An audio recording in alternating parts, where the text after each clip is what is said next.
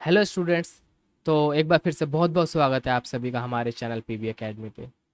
हम geography classes पढ़ रहे हैं। ज्योग्राफी क्लास 11th में हम पढ़ रहे हैं ज्योग्राफी एज अ डिसिप्लिन। ये जो चैप्टर है ये पार्ट 2 है। पार्ट 1 हम ऑलरेडी कवर कर चुके हैं, जिसके अंदर हम बहुत ही डिटेल्स में जान चुके हैं कि किस तरीके से ज्योग्राफी का ओरिजिन हुआ, किस तरीके से ज्योग्राफी आया, और उसके अंदर हमने सिस्टमैटिक अप्रोच के बारे में भी कवर कर चुके हैं।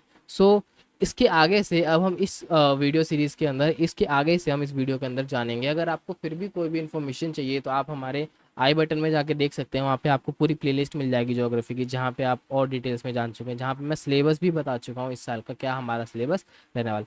तो चलिए शुरू करते हैं, आगे कंटिन्यू करते हैं चैप्टर को। अगला जो हमारा है वो है हमारा रीजनल अप्रोच, जिसे क्षेत्रीय दृष्टिकोण भी कहते हैं। जैसे कि आप जान सकते हैं कि यहाँ पे ब्रांचेस ऑफ ज्योग्राफी है, ठीक है। ये ब्रांचेस ऑफ ज्योग्राफी, बट इस बार किसके हिसाब से है? ये क्षेत्र के हिसाब से, यानी रीजन के हिसाब से। रीजन के हिसाब से देखा जाए तो सबसे पहले हमारे पास चार इसके अंदर ब्रांचेस आते हैं: रीजनल स्टडीज़ या एरिया स्टडीज़। सेकंड हमारे पास आता है रीजनल डेवलपमेंट। थर्ड आता है रीजनल एनालिसिस, और फोर्थ आता है रीजनल प्लानिंग। ये सेम ग्राफ आपको आपकी बुक में भी मिल जाएगा, लेकिन बहुत कंफ्यूजिंग सा ग्राफ है, आपको समझ नहीं आता है किस तरीके से इसको समझाया। तो चलिए मैं आपको क्लियर करता हूँ। जैसे अगर रीजनल या एरिया की बात करें तो हमने एरिया को चार पार्ट में बांट रखा: मैक्रो, मेसो और माइक्रो। मैक्रो को आप ऐसा समझ सकते हो एज अ कंट्री के रूप में, एज अ देश के रूप में देख सकते हो, एज अ कंट्री के रूप में आप समझ सकते हो मैक्रो की बात करें तो। और माइक्रो को आप बांट सकते हो बिल्कुल स्मॉल प्लेसेस के बारे में, जैसे आपका एरिया हो गया या आपका अपार्टमेंट हो गया, इसको आप स्मॉल समझ सकते हो। और इन दोनों के बीच का एरिया, जैसे कोई डिस्ट्रिक्ट हो गया, राइट, या कोई जंक्शन हो गया, इसको आप क्या समझ सकते हो? मैसो रीजनल स्टडीज के रूप में समझ सकते हो।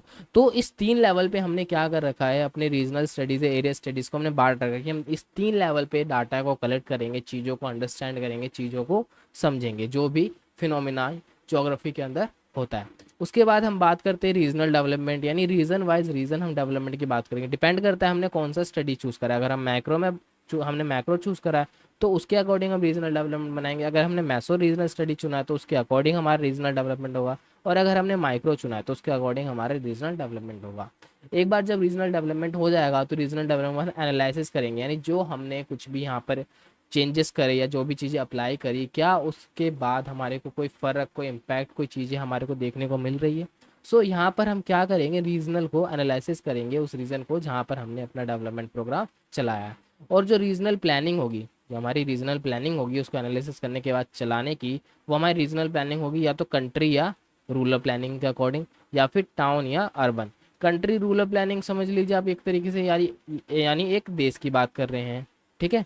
एक देश की बात कर रहे हैं जहाँ पे क्या है, रूरल है। रूरल का मतलब ग्रामीण एरिया जहाँ पर है, जहाँ पर ग्रामीण एरिया। या तो हम एक देश की बात करेंगे या तो हम एक ग्रामीण एरिया की बात करेंगे। जैसे आप बिहार का एरिया ले सकते हैं, बहुत सारे ऐसे डिस्ट्रिक्ट्स हैं जिनको रूरल कहते हैं। अब एक डिस्ट्रिक्ट या तो मैसो में भी नहीं आ सकता और माइक्रो में भी नहीं आ सकता, ना ही मैक्रो में आ सकता है।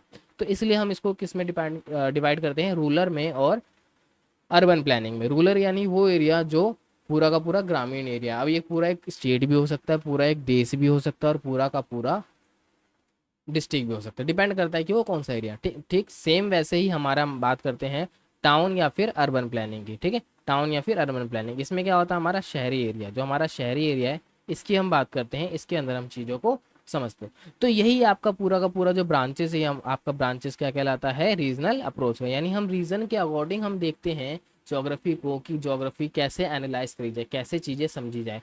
तो पहला हमने सीखा था सिस्टमैटिक अप्रोच की तरीके से, है ना, और इस बार हमने सीखा है रीजनल अप्रोच की तरीके से। इन दोनों में काफ़ी ज़्यादा डिफरेंस है। एक बार आप वो वाली वीडियो देखोगे तो आपको समझ में आ जाएगा कि आपका सिस्टमैटिक अप्रोच क्या था, और एक बार जब आप रीजनल अप्रोच देखोगे ये वाली वीडियो तो आप समझ जाओगे दोनों में ज़मीन आसमान का फ़र्क है। दोनों ही अपने आप में एक बेस्ट है, दोनों ही अलग है, लेकिन दोनों में ज़मीन आसमान का फ़र्क है, ठीक है। इसमें हम बात करें तो ये जर्मन जोग्राफर जो था कार्ल लिटर, आप नहीं जानते हो कार्ल लिटर, जिसने सिस्टमैटिक अप्रोच दिया, उन्हीं के साथ ही वर्क करते थे कार्ल लिटर। इन्होंने उन्हीं के साथ मिलके कौन सा अप्रोच निकाला हमारे लिए निकाला रीजनल ज्योग्राफी, यानी क्षेत्रीय भूगोल के बारे में इन्होंने हमें बताया। अब और डिटेल से हम भूगोल को समझते हैं, जहाँ पर हम करेंगे पहले फिजिकल। मैंने आपको लास्ट वीडियो में बताया था कि जो ज्योग्राफी है वो दो पार्ट में बटी हुई है। एक है हमारी फिजिकल ज्योग्राफी, यानी जिसे हम भौतिक भूगोल कहते हैं, जो हम 11th में पढ़ेंगे। और दूसरी है हमारी मानवीय भूगोल यानी ह्यूमन ज्योग्राफी, जिसे हम 12th में बहुत ही डीपली तरीके से पढ़ेंगे, लेकिन इस साल हम सिर्फ पढ़ेंगे फिजिकल ज्योग्राफी को अपने सिलेबस के अंदर। तो फिजिकल ज्योग्राफी की हम बात करें, भौतिक भूगोल की बात करें, तो इसमें बहुत सारे सब्जेक्ट्स आते हैं, जिसमें से कुछ मेन सब्जेक्ट्स हमारे कौन से हैं? Geomorphology, climatology, hydrology, soil geography. अगर आप अपनी एनसीईआरटी को रीड करोगे तो उसमें आपको और भी सब्जेक्ट्स के बारे में पता चले। मैंने सारे सब्जेक्ट्स यहाँ पे इंक्लूड नहीं करे, वरना वीडियो बहुत लेंदी हो जाती, बहुत बोरिंग हो जाती। सो मैंने कुछ टॉपिक्स यानी कुछ ऐसे सब्जेक्ट्स लिए हैं जिससे आपको एक अंडरस्टैंडिंग हो जाए किस किस को हम फिजिकल ज्योग्राफी के रूप में देख सकते हैं। जैसे जियोमॉर्फोलॉजी की बात करें तो इसके अंदर हम किसकी बात करते हैं? कैसे कैसे हमारे लैंड फॉर्म्स हुए, है ना, यानी कैसे कैसे भू आकृतियों का रचना हुआ, किस प्रक्रिया से हुई। जैसे अब मान लीजिए कहीं पर पहाड़ है ना, तो पहाड़ एकदम से तो बन नहीं गया होगा, कुछ प्रोसेस होगा जिसकी वजह से वहाँ पहाड़ आया होगा। कहीं पे अगर पठार है, जिसे आप प्लेट्यू भी कहते हो, अगर वो वहाँ पे प्लेट्यू बना तो किसी रीजन से बना होगा ना, क्या चेंजेस आए, क्या प्रोसेस हुई, ये सारी चीज़ें हम किसके अंदर पढ़ते हैं? जियोमॉर्फोलॉजी के अंदर पढ़ते हैं। सेम हमारा सेकंड अगर देखें, हम पढ़ते हैं किसमें? क्लाइमेटोलॉजी, जिसे आप कह सकते हो जलवायु विज्ञान। जलवायु से आप समझ गए होंगे कि यानी एटमॉस्फेयर की बात करें, किसकी बात करें? एटमॉस्फेरिक स्ट्रक्चर की बात करें, वहाँ के वेदर की बात करें, वहाँ के क्लाइमेट की बात करें, यानी इनमें चेंजेस, इनमें चीज़ें जानना, इनके बारे में जानना, कैसे कैसे चेंजेस होते हैं, क्या क्या प्रोसेस होते हैं, ये सारी चीज़ें हम किसके अंदर पढ़ते हैं? क्लाइमेटोलॉजी के अंदर पढ़ते हैं। सेम हमारे पास अगला देखते हैं, हमारे पास है हाइड्रोलॉजी। हाइड्रोलॉजी में हम पढ़ते हैं वाटर बॉडीज़ के बारे में। वाटर बॉडीज़ बोले तो आपका रिवर आ गया, आपके सीज आ गए, आपके ओशंस आ गए, यानी समुंदर जहाँ पे आ गए, जहाँ पे नदियाँ आ गई, जहाँ पे सागर आ गए, ये सारे आपके किसके अंदर आती हैं? वाटर बॉडी यानी हाइड्रोलॉजी के अंदर, यानी जल विज्ञान के अंदर आती है, जहाँ पर आप इसके बारे में डिटेल में पढ़ोगे किस तरीके। इसमें हमारी सीरीज में लास्ट सब्जेक्ट है जो है सॉइल ज्योग्राफी। सॉइल ज्योग्राफी यानी मृदा भूगोल। इसके अंदर आप क्या पढ़ते हो? कितने प्रकार की मृदाएं यानी कितने प्रकार की सॉइल है, कैसे उनका निर्माण हुआ, कहाँ का उनका उपयोग होता है। यानी अब जैसे फसल बनाई उगाई जाती है तो उसको किसको ध्यान में रखते हुए बनाई जाती है या लगाई जाती है? मृदा को देख के, कि वहाँ पे किस तरीके की फसल यानी किस तरीके की सॉइल है और किस तरीके से वहाँ पे प्रोडक्शन हो सकता है। इस चीज़ों को देखते हुए हम क्या करते हैं? चीज़ें प्रोसेस करते हैं, यानी उस तरीके की फसल को हम उगाने की कोशिश करते हैं जिस तरीके की ज़मीन होती है। तो ये आप सारा जाना हुआ आप किसके अंदर? मृदा भूगोल यानी सॉइल ज्योग्राफी के अंदर। अगला हमारा टॉपिक है मानव भूगोल यानी ह्यूमन ज्योग्राफी, जो हम 12th में डीपली पढ़ेंगे। अभी सिर्फ समझ रहे हैं कि हम क्या ज्योग्राफी है एक तरीके से, क्या है ना। मानव भूगोल की हम बात करें तो मानव भूगोल में बहुत सारे सब्जेक्ट है, आपका एनसीईआरटी खोले बहुत सारे मिल जाएंगे।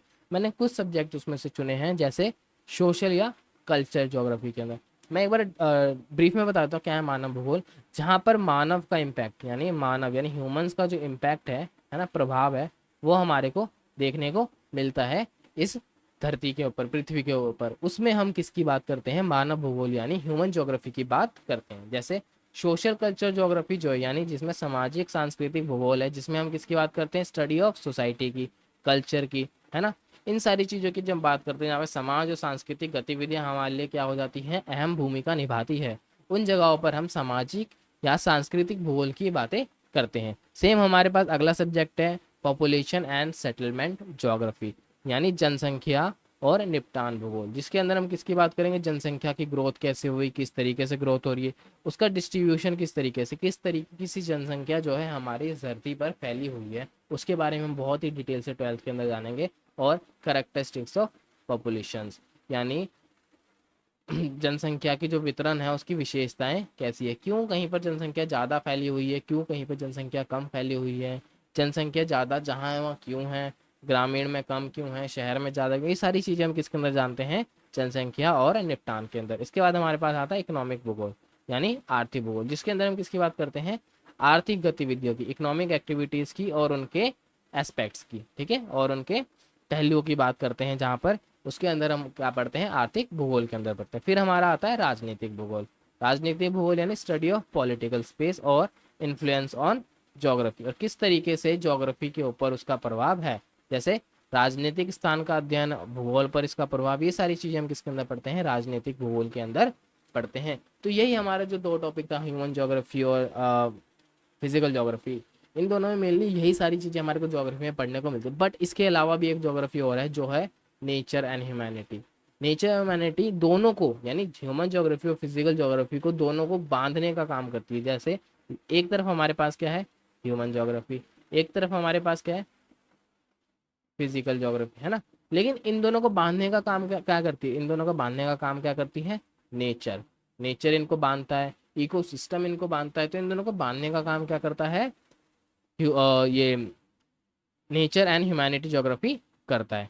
चलिए इस सब्जेक्ट में आगे बात करते हैं, ये क्या चीज़ें हैं, जानते हैं इसके बारे में, नेचर और प्रकृति और मानवता का अंत संबंध। ठीक है, जैसे नेचुरल वेजिटेशन में जिसमें हम बात करते हैं, स्टडी ऑफ नेचुरल वेजिटेशन, जहाँ पे हम प्लांट्स की बात करते हैं, प्राकृतिक वनस्पतियों का अध्ययन करते हैं, उन्हें हम क्या कहते हैं, प्लांट ज्योग्राफी या फिर पादप भूगोल। इसको हम कहते हैं प्लांट ज्योग्राफी या पादप भूगोल। ठीक है, जहाँ पर हम एनिमल्स और उनके हैबिटेट्स की बात करते हैं, एनिमल्स कौन होते हैं और कहाँ रहते हैं, उसको हम किस क्या कहते हैं, जू ज्योग्राफी, और हिंदी में चिड़ियाघर भूगोल। अगर इकोलॉजी और इकोसिस्टम की बात करें तो इसके अंदर हम पढ़ते हैं हैबिटेट्स और इन्वायरमेंटल का इंटरेक्शन, यानी एनिमल्स और एनिमल्स के हैबिटेट्स तो आपने जान लिए, लेकिन उनका हैबिटेट्स वहीं पर क्यों है जहाँ पर है, और उस इन्वायरमेंट में ही क्यों है, इसके बारे में हम किसके अंदर जानते हैं, इकोलॉजी यानी पारिस्थितिक तंत्र के अंदर जानते हैं। और लास्ट हमारा आता है पर्यावरण भूगोल, यानी वैश्विक पर्यावरण चिंताओं को संबंधित, जैसे ग्लोबल वार्मिंग जैसा टॉपिक है, CO2 इतना क्यों फैल रहा है, ये सारी चीज़ें हम किसके अंदर पढ़ते हैं, हम पढ़ते हैं एनवायरमेंटल ज्योग्राफी के अंदर। ठीक है, यही हमारा एक तरीके से क्या है, पूरा का पूरा ज्योग्राफी। अब ये बताइए मेरे को कि इंपॉर्टेंस ऑफ ज्योग्राफी क्या है, एक बार आप मेरे को कमेंट सेक्शन में बताइएगा कि इंपॉर्टेंस क्यों है ज्योग्राफी की अपनी भाषा में। मैं आपको तब तक समझाता हूँ इंपॉर्टेंस क्यों है हमारी ज्योग्राफी की। अगर हम ज्योग्राफी की बात करें तो ज्योग्राफी हमारे को क्या करता है, मैं यहाँ पे आपको समझाता हूँ। ज्योग्राफी हमारे को अर्थ सिस्टम के बारे में पढ़ाता है, अर्थ सिस्टम के बारे में। अर्थ सिस्टम क्या है, अर्थ पर कुछ भी चीज़ है, जैसे आपको ये बादल दिख रहा है, यहाँ पर ऐसा क्यों फॉर्म हो रहा है, यहाँ ऐसा क्यों फॉर्म हो रहा है, इसके पीछे कुछ रीज़न होगा, है ना, इसके पीछे कुछ रीज़न होगा। यही रीज़न का पता हम कहाँ लगाते हैं, ह्यूमन ज्योग्राफी, सॉरी ज्योग्राफी के अंदर, है ना। यहाँ पर पानी है तो पानी क्यों है, यहाँ पर अगर लैंड है तो लैंड क्यों है, इन दोनों के बीच में क्या संबंध है, ये हम किसके अंदर जानेंगे, ज्योग्राफी के अंदर जानेंगे। किसके अंदर जानेंगे, जो सिर्फ ज्योग्राफी आपको बता पाएगा कि यहाँ लैंड है तो क्यों है, यहाँ पे ओशन है तो ओशन क्यों है, यहाँ पर आपको दिख रहा होगा कुछ गड्ढे गड्ढे से, यानी यहाँ पे कुछ पहाड़ सा है तो क्यों है। ये सारी चीज़ें हम किसके अंदर जानेंगे, ज्योग्राफी के अंदर। अब जैसे आप देख सकते हो ये क्या, एक तरीके से इतनी सारी लाइटनिंग है यहाँ पे क्या होगा, रेजिडेंस हो रहा होगा, है ना, यहाँ पे क्या होगा, रेजिडेंस होगा। और यहाँ पे कुछ यहाँ पर कुछ वो बर्फ की तरह है ना, बर्फ की तरह आइस है यहाँ पे, और यहाँ पे आइस है तो यहाँ पे रेजिडेंस क्यों नहीं है, यहाँ पे आइस है तो यहाँ पे रेजिडेंस क्यों नहीं। ये सारी चीज़ें हम किसके अंदर जानेंगे, ये सारी चीज़ें भी हम, इनके बीच में जो इंटरेक्शन है, इनके अंदर सारी चीज़ें हैं, ये सारी चीज़ें हम किसके अंदर जानेंगे, ज्योग्राफी के अंदर जानेंगे। प्लांट्स कहीं हैं तो क्यों है, नहीं है तो क्यों नहीं है, प्लांट्स अगर जंगल ज़्यादा है तो जंगल ज़्यादा क्यों हो रहे हैं, कम है तो कम क्यों है, इन सारी चीज़ों के हम बारे में किसके अंदर जानते हैं, सारी की सारी चीज़ें हम जानते हैं ज्योग्राफी के अंदर। आई होप सो आपको क्लियर हो गया होगा कि इंपॉर्टेंस क्या क्या है हमारी ज्योग्राफी के अंदर। सो ये आज हमारा चैप्टर जो है कंप्लीट हो चुका है अभी के लिए। Thank you so much, hope so आपको सारी चीज़ें क्लियर हो गई हो। आप मेरे को कमेंट सेक्शन में बताइएगा जरूर, अगर कोई भी चीज़ें आपको कोई दिक्कत देती है, कुछ भी दिक्कत देती है, आप हमारे को डायरेक्ट मेल भी कर सकते हैं। मैंने आपको बोला अगर आपको कोई डाउट रहता है तो आप हमारे को क्या कीजिए, इस मेल पर मेल कर दीजिए, मैं आपको फिर से एक डाउट सेशन का अलग से एक वीडियो बना के मैं आपको दिखाऊंगा, समझाऊंगा जो आपको चीज़ें क्लियर नहीं हो पा रही है। ठीक है, और अगर आप हमें और भी प्यार देना चाहें तो हमारा इंस्टाग्राम चैनल भी, हमारा फेसबुक चैनल भी, यहाँ पर भी आप हमारे को बहुत सारा ढेर सारा प्यार दे सकते हैं। बहुत सारा इंतजार रहेगा आप सभी के प्यार का। थैंक यू सो मच अभी के लिए, थैंक यू सो मच। मिलते हैं नेक्स्ट वीडियो में। नेक्स्ट टॉपिक जो हमारा होगा वो इससे भी ज़्यादा इंटरेस्टिंग टॉपिक होने वाला है, इसमें जिसमें हम बहुत ही डिटेल्स में बहुत सारी चीज़ों के बारे में जानेंगे। थैंक यू सो मच अभी। ओके, बाय बाय, टाटा, मिलते हैं नेक्स्ट वीडियो में।